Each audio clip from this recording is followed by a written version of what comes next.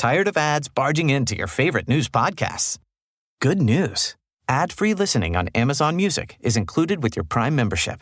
Just head to amazon.com/ad-free news podcasts to catch up on the latest episodes without the ads. Enjoy thousands of Acast shows ad-free for Prime subscribers. Some shows may have ads.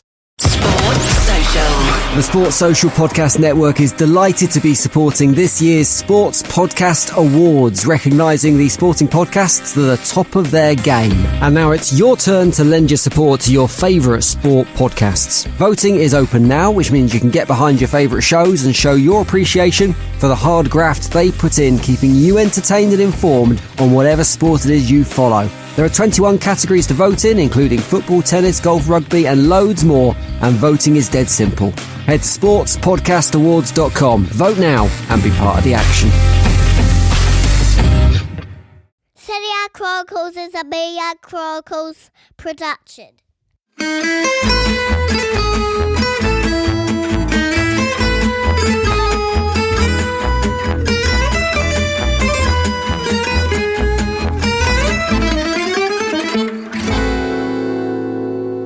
Hello everyone, welcome along to another episode of Serie A Chronicles with me, Patrick Kendrick, alongside Mina Rizuki and Nikki Bandini.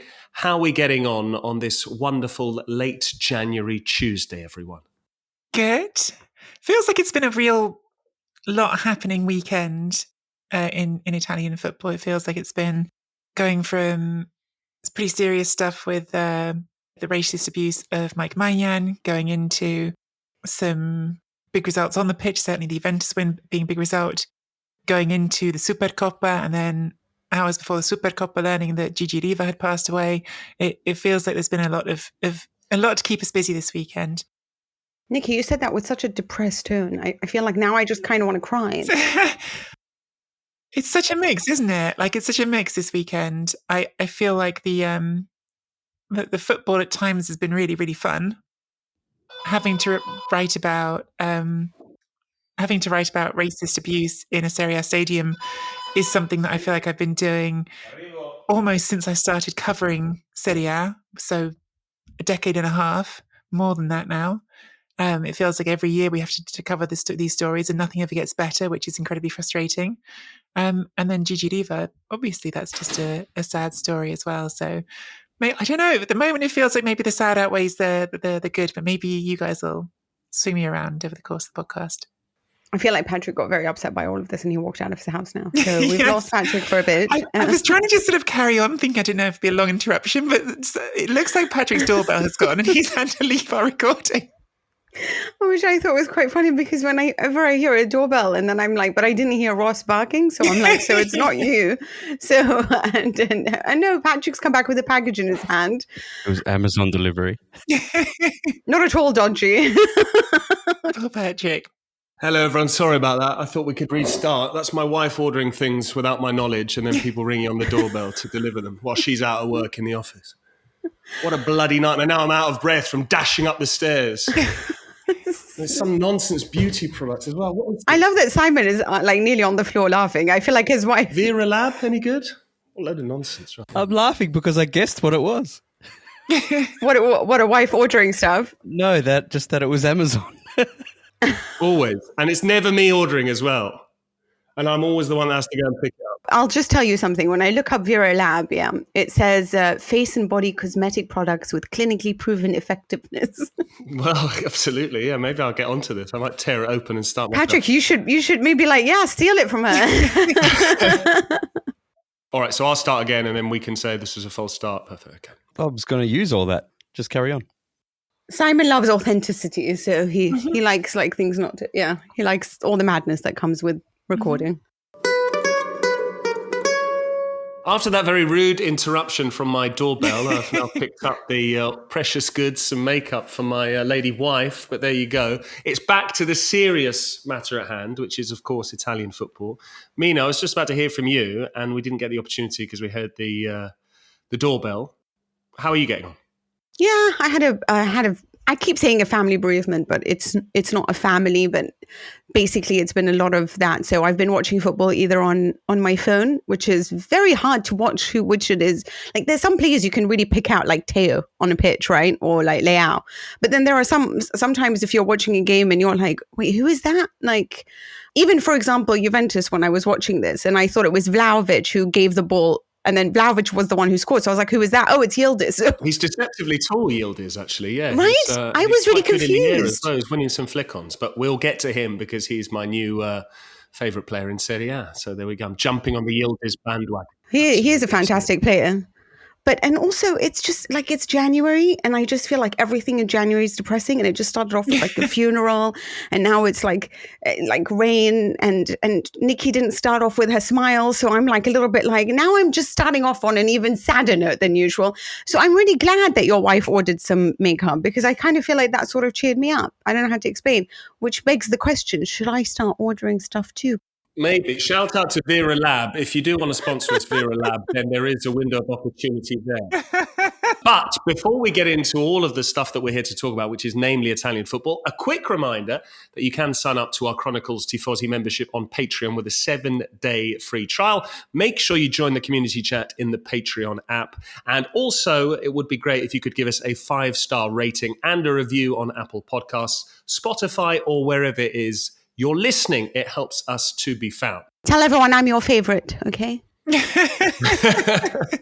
We need to park, sadly, all the jokes about makeup and things just for a little while, because there was another sad day in Italian football. Well, for a couple of reasons, but we'll start with the ugly side of the game. And we have to address it, of course, because it's serious. But there was a racist incident at Blue Energy Stadium, as we must now call it, in Udine, where Mike Maignan, the French goalkeeper for Milan, was subjected to racial abuse. He flagged it up to the officials once, and then the second time it happened, as per the protocol, he and his teammates went off and the match was suspended, Nikki.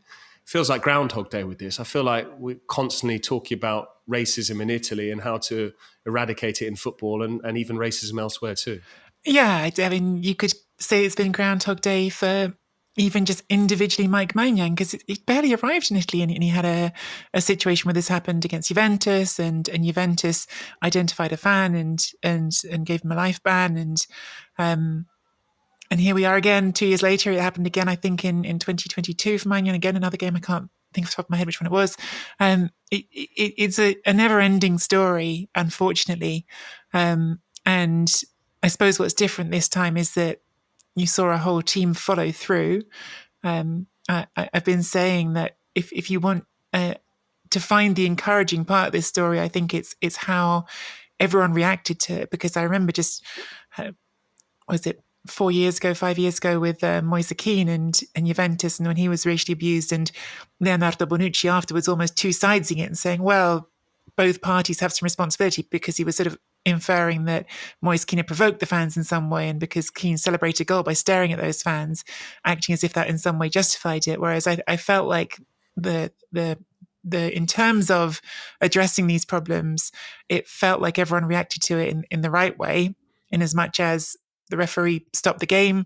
Milan immediately supported Maignan, his teammates supported him. They all followed him down into the changing room. The stadium announcements gave the announcement and warned that if it kept happening, that the match would be abandoned. You didn't see Udinese protest against it or say this shouldn't have happened. That's the positive, if I want to reach for a positive in it. But it doesn't feel like, even now, even with that reaction, we're any closer to solving it and stopping this from happening in the future. Because yes, exactly as you just said, Patrick, I've been covering Serie A professionally. Obviously been watching it much longer, but I've been covering it professionally since I joined The Guardian in 2006.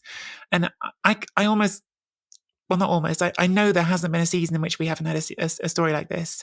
Not necessarily, again, as visually dramatic, not with players walking off the pitch, but it's been a repeating situation, not always the same stadium, not always the same players, but the fact of the abuse has never gone away. And how do we feel about this, Mina? Like, is that the right thing to do, to go off, make a statement, then come back on? It's pretty hard to dissect in hindsight whether, I mean, Milan went on to win the game in dramatic circumstances. They would eventually go 2-1 down before coming back to win 3-2. But is there not an argument to say it would have been a more powerful statement had Milan walked off and the match had been abandoned and they'd said, we're not going to stand for this? I'm quite torn on this. I feel like Milan have been vindicated in the sense that they made a statement, they came off, and then justice was served in a footballing sense in the fact that they went on to win the match. However, I'm thinking in terms of making an even more powerful statement, is there not scope for the club to say, actually, we're not going to put up with this at all. We're packing our bags and we're going back to Milan, and we will risk any repercussions, and almost then challenging the authorities with a sort of ultimatum and saying, you know what, if you want to give it a 3-0 walkover to Udinese because technically we have abandoned the match, then be aware that there's going to be a whole load of PR that goes along with that. Where do you stand on this? Tired of ads crashing your comedy podcast party? Good news. Ad-free listening on Amazon Music is included with your Prime membership. Just head to amazon.com/ad-free comedy to catch up on the latest episodes without the ads. Enjoy thousands of Acast shows ad-free for Prime subscribers. Some shows may have ads. Well, I think we do need to review the protocol that everyone has agreed to. So the protocol is the fact of they read out a stadium announcement and then they say they're going to abandon the match and if it continues and all of that business, which was followed on this particular match and was followed by the referee Maresca. But I do think that it's something that we need to start having a look again, because we've seen right now what governments can do when they want to shut you down. Fascism is very real right now, and we're seeing it all around the world as to what we can really say and which groups are really protected. So if you really wanted to shut down racism, I really feel like we can, and it just needs to be just a little bit more help. There needs to be a little bit more enforcement rather than just leaving it to, and with all due respect, it's almost lucky that it happened at the Blue Energy Stadium, because Udinese have actually the equipment and the technology to view videos and to actually take action because they own their own stadium. Had this happened in another stadium that was rented, like we've seen before, then it's much harder to track these people and it's much harder to dish out the kind of punishments that we want. And this is another problem that we have, the bureaucracy that stops us moving into the next progressing. Everything in Italy is about relics and tradition, and it's time to move forward and be modern. And we understand that if this government wanted to truly shut this down, they can. We have seen examples of racism, unfortunately, all around Europe. And what bothered me mostly about all of this is, while I applaud Maignan for his reaction and he was rightly complimented for the way that he handled the matter, why are we now judging players by how they respond? So what if I didn't respond in the right way when I was racially abused? Like what would happen then? Am I now being judged for my reaction to abuse? Mm-hmm. And this is what everyone's like, oh, well, he handled it so well. Yes, okay, I understand that, but it was almost too talked about. And this is what is really annoying, especially, for example, if you watch La Liga, where this happens so often. And Vinny Jr. is always accused, like Moise Ken was when Nicky's talking about it, for provoking, because they didn't necessarily respond in the same way that Mike Maignan did. And Mike Maignan said, oh, I came back, it's my family, and I want to play with Milan because we are a family. And they did, his teammates were so good at caressing him and kissing him and supporting him through that. But again, I don't want to hold people to a set bar on how their reaction should be to racism and what we should applaud and shouldn't applaud. Oh, if you take it well, then you deserve for us to stand for you. But if you don't take it well, maybe you've started provoking everyone. But this is where I feel like when we talk about bureaucracy and moving on from tradition, is that we know there is an answer for this. It's that nobody wants to talk about it. Nobody wants to put things in place. We have seen very quickly how people have been sacked from jobs over saying specific things, but you're still allowed to be rude to certain minorities or be rude in when it comes to racism or when it comes to transgender, or when it comes to anything. People are still allowed to say what they want and nobody tries to shut them down. And that is the wider problem that we have right now. We pick and choose who we protect, and we know that we can resolve this. And it's not just Serie A. It can't just fall on football. We need the government to intervene. I think that's such an important point. I found, as you said it, I say with the important point, then there's a ton of important points. I think that starting with the thought that you can't require all players to have the emotional maturity that Mike Maignan did, because Mike Maignan handled it extraordinarily. And I thought everything he said after the game, from the sort of immediately and perhaps more emotional interview right after the game to what he put out on Twitter, which I thought was all really powerful, saying, look, if you were in the fans in the stands who are with those ones doing the abuse, just because you weren't doing the abuse, you're complicit. If you're not speaking out against it, the club, you're complicit because you're just saying there was an issue and not saying what it was. Precisely. And I think some of that gets into the boring practical stuff, which is logistical but important, which is something that Italy continues to lag far behind on, which is stewarding inside stadiums is often absent or certainly not present in the way that we see in other countries in Europe.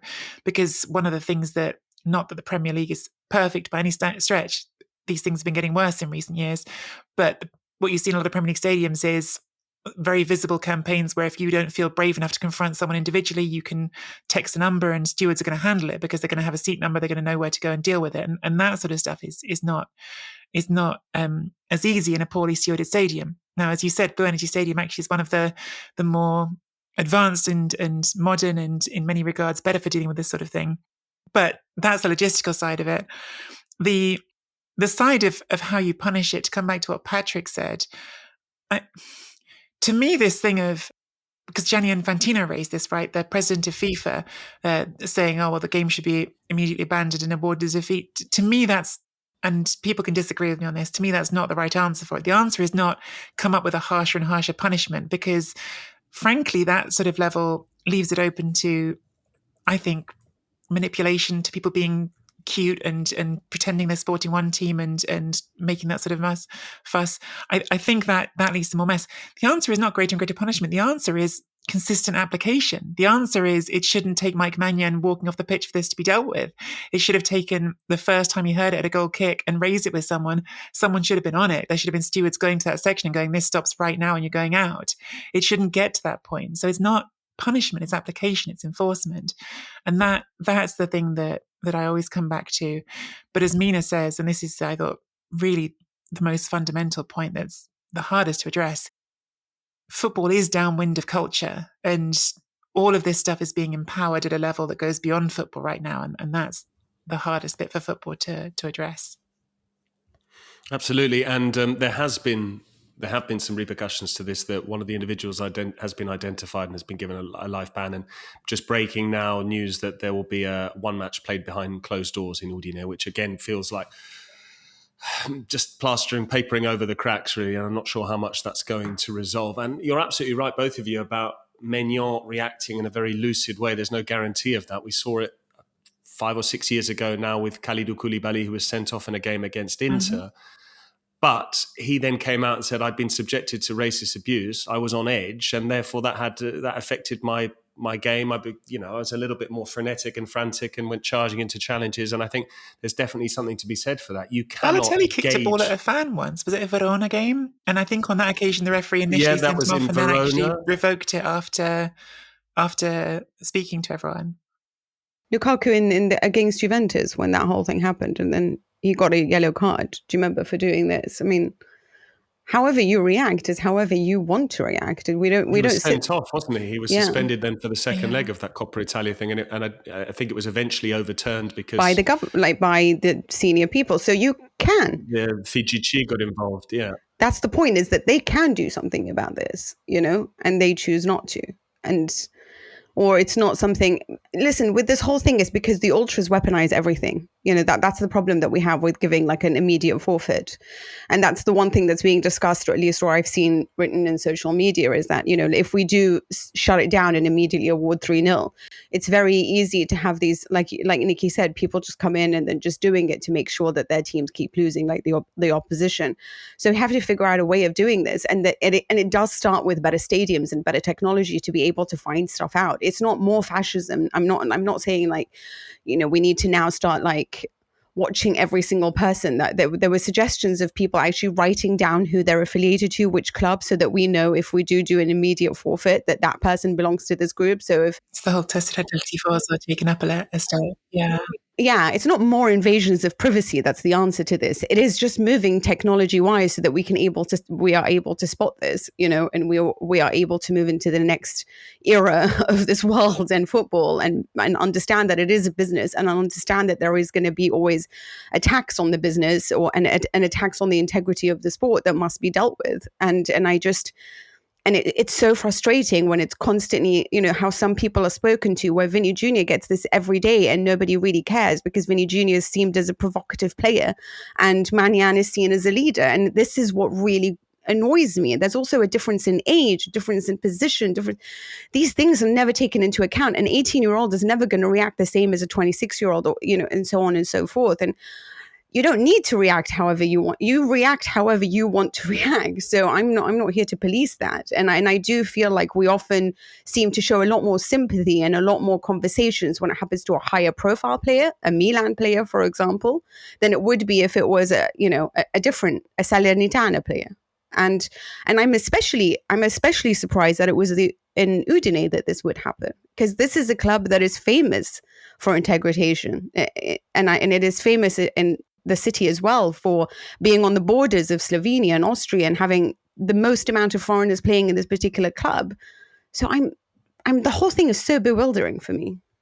But that's one supporter who doesn't necessarily represent or reflect the club and the region's identity and their values. I think, as you said, Nikki, I think it's great if there are tangible consequences. I think if there is this zero tolerance approach where that if you do subject a player to racist abuse, that immediately someone is going to come by and you're going to be ejected and given a life ban. Right. And therefore, not afterwards, then and there. Yes, then and there.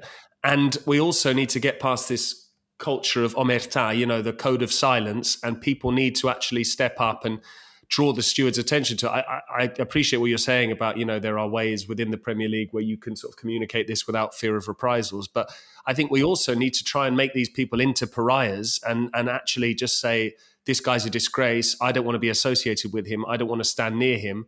He is abusing someone. It's reflecting badly on the club as a whole. I think there needs to be more of a collaborative approach to actually outing people. Because I thought that they was somebody had filmed this, realizing that it was obviously like they were making racist remarks. They used that film to try to identify. And from what I understood, the Italian FA, had two representatives sent over to that side behind to the goal to see what was going on after they heard the initial. After Maignan talked to the referee, they sent two FA representatives to see what was going on. So I did think that something like that was done, which I haven't seen done before. So correct me if I'm wrong. I don't know if that's true, but that's what I had written. Well, that was what was written in Gazzetta. So I don't know, but at least I thought, okay, so finally, at least there's representatives who will then be sent to see what's going on. And they said afterwards it subsequently stopped happening. And that's why the game continued. But I don't, now I'm starting to question myself, so I don't know. No, I think absolutely. I think if that can then become the norm and people are empowered to be able to actually say this is going on, I don't think it's acceptable. But, how quickly does that communication come about? That's the thing. If someone needs to film it and then send it or show the footage, whereas if you have more attentive stewards who are actually looking and listening out for this, then maybe you give them the license to be able to say, actually, that's not acceptable. I'm going to eject you. But I think it is a topic that we could debate for hours, and we've recently been doing deep dives on a number of issues. So there's definitely scope to talk about this in greater detail going forward. I'm conscious of just how much went on over the course of this weekend. And we have a new league leader in Serie A, Mina. Juventus are top of the league. Should we just quickly, before we do that, just talk about the end of that game, though, because it was actually a great win for Milan. Sorry, I don't want to cut you off, Patrick, but I don't want to move on from it without saying it's a big result, because it was. The substitutes doing it again, Nikki. Yeah, Luka Jovic and Noah Okafor back from injury. Yeah, but I mean, as a narrative, that the end of the story is great for Milan, because they were playing well in that game. They were dominating it. The match gets interrupted. They came back. Clearly, focus had shifted a bit. Udinese get on top. And then, yes, the two unloved signings of the summer, Jovic and Okafor, coming off the bench to score goals. Milan have taken 16 points from 6 games. This sort of, just to remind everyone, in Camp Pioli out, this team is doing really well.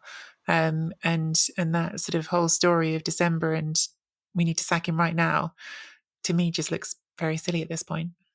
And of all those signings, if you think about it, the ones that have underwhelmed are probably the minority as opposed to the majority. I think we could say Yunus Musa is still the one where the jury's out on that. And Samuel Chukwueze has obviously been in and out with injuries. A couple of important goals, albeit in the Champions League, they didn't count for much with Milan dropping into the Europa League. He is now away with the AFCON. But besides that, if you look at Pulisic, you look at Loftus-Cheek, you look at now Okafor comes in and is taking opportunities.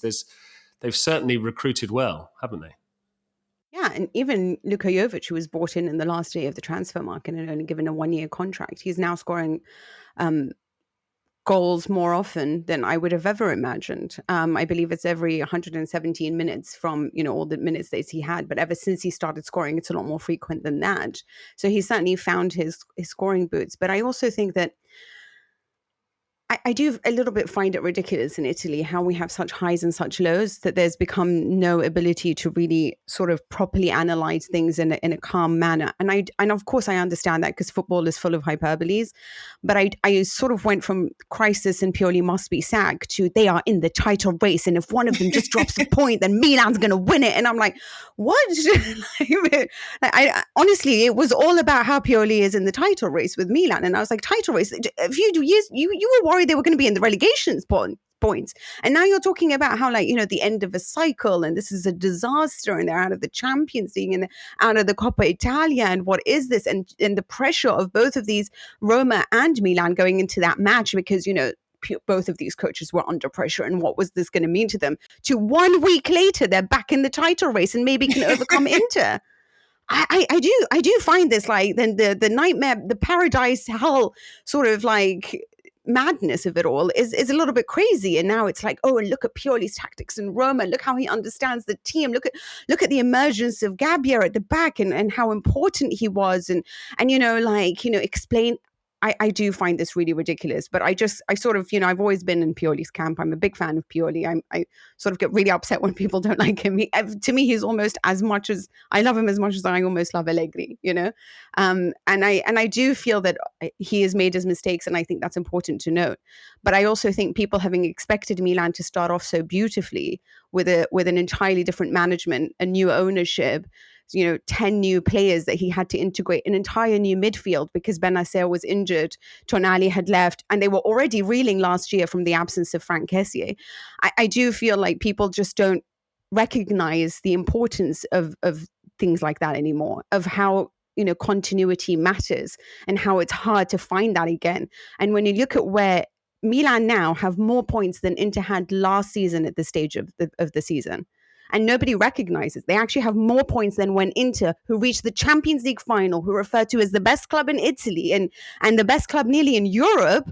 And Milan has more points at this point with everything that they've been through than what Inter managed last year when they were in second place behind Napoli.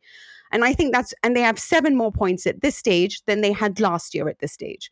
And I don't feel like this is getting recognized, that despite all the changes, despite losing Maldini and Massara and Tonali and Ibrahimovic, or whatever you want, they've got him back now, but all of these changes, it is remarkable to me that they have found their feet. And maybe it won't last, but even if it doesn't, I understand it. I genuinely understand it. And I don't think that that's respected by the media. It's constant up, down, sacked, not sacked. And we have to try to change this somehow. I don't know.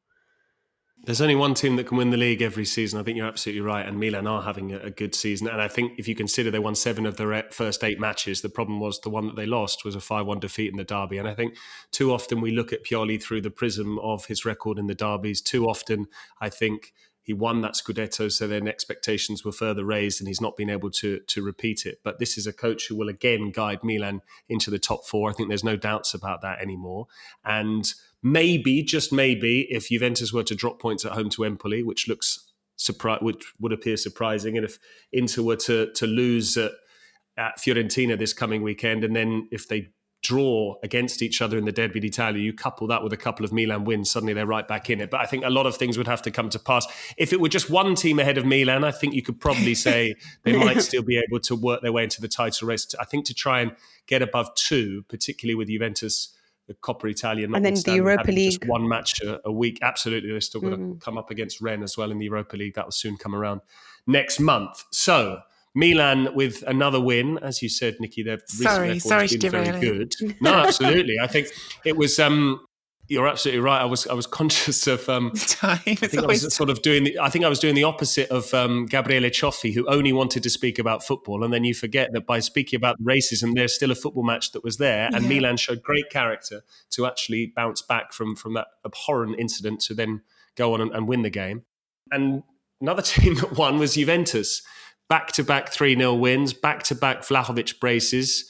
2 victories by the same scoreline in the space of 5 days. Sassuolo at home, Lecce away. No real jeopardy again. Never really looked like conceding in either match. Despite an underwhelming first half at the Via del Mare, they got the job done. Operazione Sorpasso, as it was being called. Operation Leapfrog. Mission accomplished. And suddenly, if they beat Empoli this coming weekend, they'll go 4 points clear at the top, ahead of Inter's game away at Fiorentina. And even if Inter win that, they would then start the Derby d'Italia in second spot. There's a psychological element to this, isn't there? Especially, and that's actually something that one of our patrons has touched upon. We've got Giancarlo Anese, who says, whose mentality do you think Juventus provisionally taking first helps more, Inter or Juventus? Is it better for Inter to be chasing or fending Juventus off? And for Juventus, which do you think it was better? So we're talking about what is it? It's the cops and the robbers, isn't it? It's the ladri and the guardie that Allegri's. We've had all sorts of bizarre mixed metaphors, haven't we? We've had Inter have been the hare dashing away. That was Marotta. Then we've had the cops and the robbers. We've had the horse with the blinkers on. It's all getting a little bit muddled with the metaphors. I don't know who's doing what to whom anymore.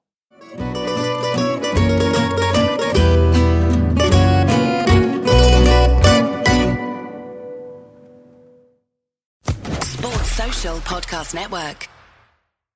On their first day in office, with a country in crisis, President Biden and Vice President Harris got to work for us, cutting Black child poverty in half, delivering more money to Black entrepreneurs, and creating millions of new good-paying jobs. They've lowered health insurance premiums and made prescription drugs more affordable. And they capped the cost of insulin for seniors at $35 per month. Because we all deserve a fair shot to get ahead. And they're making sure our voices are heard by putting South Carolina first in this year's Democratic primary election. Show President Biden and Vice President Harris your support in the Democratic primary election. You can vote early in person from January 22nd to February 2nd, or you can vote on Election Day on Saturday, February 3rd. Early voting is closed on Sunday, January 28th. I'm Joe Biden, candidate for president, and I approve this message. Paid for by Biden for President.